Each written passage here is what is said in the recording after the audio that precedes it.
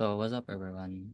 What I'm gonna do right now is I'm gonna answer the activity 3, which is to answer the 4 questions using the subquery. Right. So first is I'm gonna answer the number 1, which is to show all the customer name who has rented on a film on May 1 to 31, 2022. So, alright.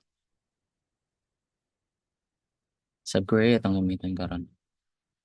So first ang ako method is identify sa nato ang mga film nga gina-rent between May 1 to 31, 2022.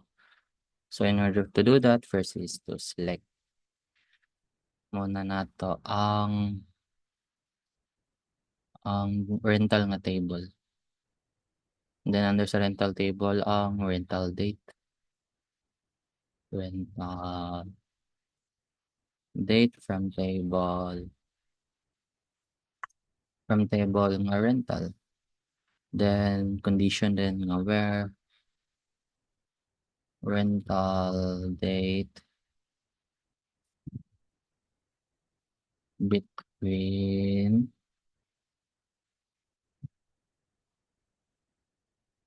twenty to May 05, May 1, and 20 to 05, 31. Where na to?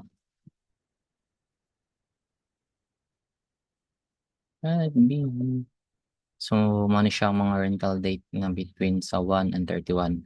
So, karon is ang problem there is i-show daw nato ang mga customer name based on that date. So, kani siya padapin sa natin kay mo na tong subquery na to niya. So, karon is pangitaw na to ang mga customer name. So, select customer name. Asa man siya makakita sa customer nga table. So, select mag-concat lang to where you Sara. Select first name, then last name as customer from table nga customer. From table nga customer. So, karon magamit din tag condition na i-connect na to ang rental nga table o ang customer nga table. So, dari is ang condition man niya ang customer ID is na naman siya sa rental table. So, i-call na lang din to siya dari. Where ang customer ID under sa table nga rental, where customer ID in table nga rental, man itong subquery na dayon. Table nga rental, kani siya is i-change na natin siya into customer ID kay para ma-identify na to ang relationship between ani nga table, ang customer ID o yang rental nga table. So, where customer ID in customer ID from rental nga table.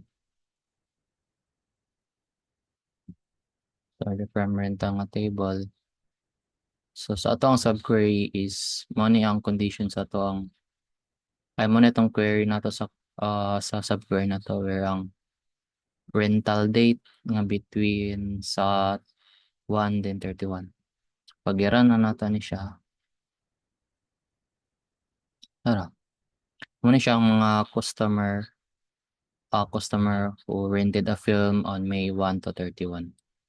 So these are the customers. That's it.